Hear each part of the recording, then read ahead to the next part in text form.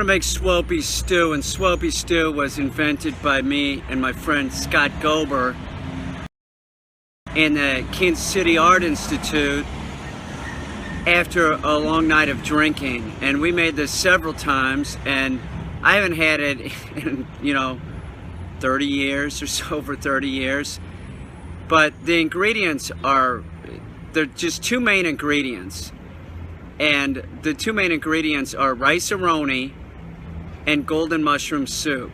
But we added stuff in, but to extend it. So you know how, like, when you're in college and your mom cleans out the pantry and gives you the stuff to go, here, take this, you can eat this in your dorm room. So we would add stuff in, and I remember distinctly, I like raw mushrooms, and I had some raw mushrooms. Raw mushrooms are one thing that I'm adding into this, and I know that we put that in the Swopie stew.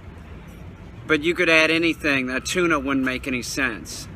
It wouldn't make any sense, but you could add anything, and I'm also going to add some quail.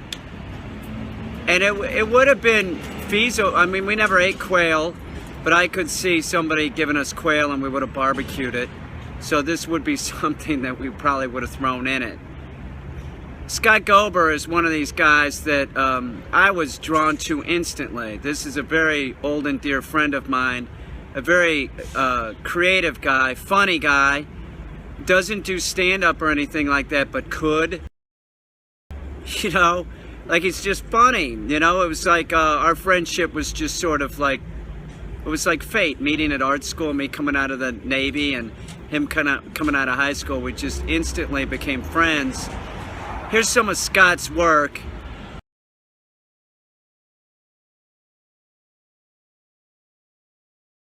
Now, when we were making this, whenever we made it, we were probably always hungover. It's a great dish for a hangover. It's very similar to Kentucky Burgoo. It's sort of like you can put anything in it. That's what it reminds me of, is a Burgoo. I remember distinctly, like, making it and saying something like, Scott, should we put this in it? And I'm saying, sure, how could it be bad? So let's get going. Here's the, let me cook up the rice-a-roni. Okay, I got the rice-a-roni going. I'm going to add the mushrooms. I'm adding in mushrooms. I'm also adding in a splash of white wine.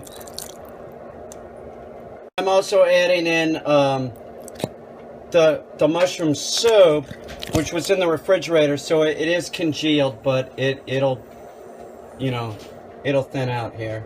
Just added in some black pepper. You could add in whatever. It's Swopie stew. So I added in the quail. It was in the refrigerator, so it's still cold, but it should look better. Just let it cook. I'm adding in a little bit more white wine. And we probably would have added beer or wine, or both. Okay, so it's been cooking for about 10 minutes. Okay, so I cooked it for a total of about 15, 16 minutes. And it's thickened up, and, it looks right. This is Swopie stew. Can't wait to try it. I've already tried it. It tastes like Swopie stew. I want to eat.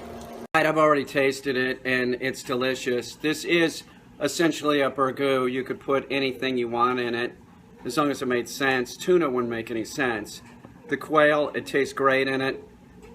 It's awesome. It's easy to make. It is comfort food. Like I said, we originally made it, as hangover food. And we were starving, and it just kind of concocted it, and it worked. I mean, the two main ingredients are golden mushroom soup and rice-a-roni. How can it be bad? And it's not. It tastes just like it did in the Art Institute dorms. Oh my God. It's not real fancy looking. It isn't, but